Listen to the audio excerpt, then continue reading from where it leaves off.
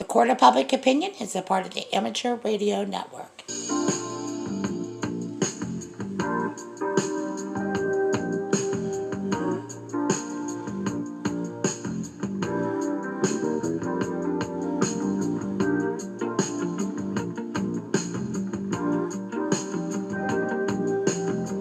And welcome to our broadcast here at the Court of Public Opinion. Well, this report is about fact checkers on Facebook and Twitter, but the real story is about Parler and Gab and new social media, which I love Parler. It's my new toy. So for those of you who have found out how many fact checkers are on your Facebook page or your Twitter, you could go to blocking and look at the list of fact checkers who are dismissing information. This disinformation campaign, okay, remember now, it's about 4 years ago, 5 years ago, when Alex Jones was talking about this disinformation campaign. What they're doing is they're suppressing information, and they did it for over, I don't know, the last maybe 5 days, I think. I'm not quite sure how many days it's been going on, but what they wanted to do is suppress the information. So a lot of people left Facebook and unsubscribed from NBC News, unsubscribed from CBS News and Fox News, and how the way they reported it is a very interesting. I would like to hear maybe your viewpoint here on this.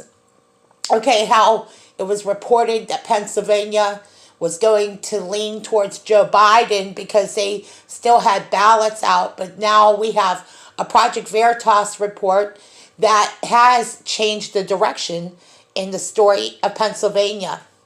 Same thing with Atlanta. Now, the other story is the judges, okay? This is all going to federal court, as you heard.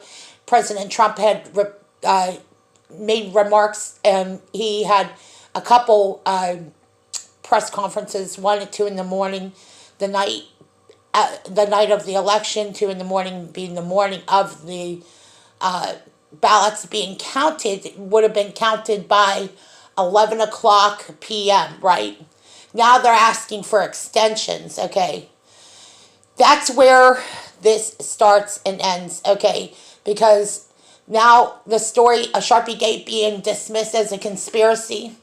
Again, this is called gaslighting, and this is in journalism. What they're doing is the journalists that are doing this, that are pushing this agenda, they're pushing this agenda to push this narrative that Joe Biden was winning the whole time. They did this and this is an interesting point to the Bernie Sanders campaign. They did the same thing to Bernie Sanders, okay?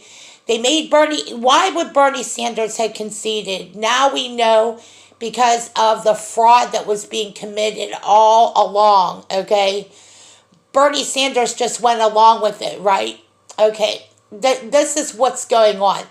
There's a lot of people who are now going to jail, okay, for voter fraud. And their description of what they look like and their names are now logged in as really they committed federal crimes. It's just, what are the charges going to be, and how long are they going to go to jail for, So, guys, this disinformation campaign was being done on Facebook and Twitter, and there was a Senate Judiciary hearing, and Representative Collins was talking about this, and so was Senator McCarthy. Okay, they were all talking about how Facebook is using this disinformation campaign to suppress information, which is really a violation of our Bill of Rights, and everyone is coming out slowly, one by one.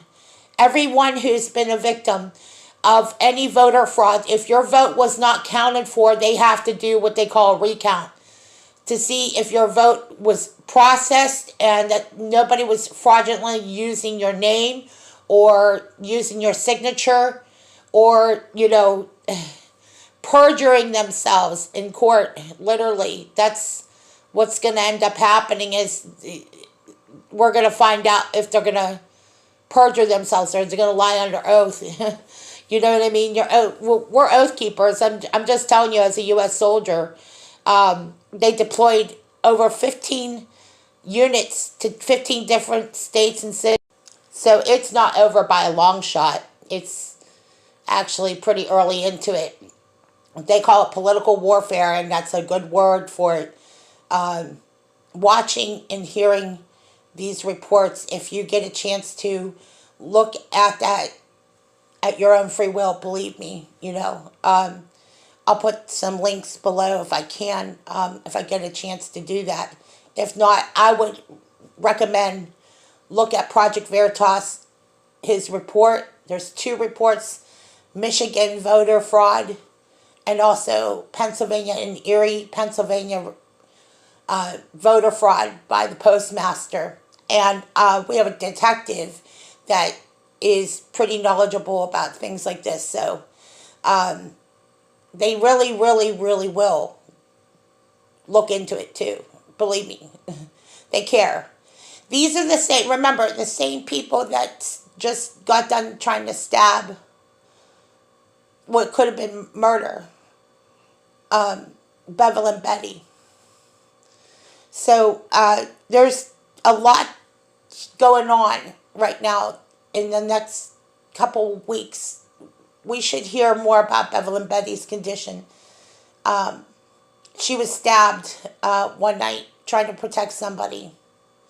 And if you know anything about Bevel and Betty, I would ask you guys, same thing that anybody else would ask, is just let's all pray and pray for her recovery. She's a hero, and we have more patriots. And as a veteran and as a soldier, I do the court of public opinion so that you guys know that you have a legal team behind you. We're in the legal field in the military, and we are supporting our average people by supporting each other and supporting us. You're supporting what we do at the Butler VA to support veterans, because we're not going to let our country go down that way. We're not going to let it go down. Not like this. We got great police departments and great officers and great men and women in uniform that are willing to do the right thing. And they will do the right thing. Okay. Well, that's it for my post here at the Court of Public Opinion. God bless, and God bless the USA.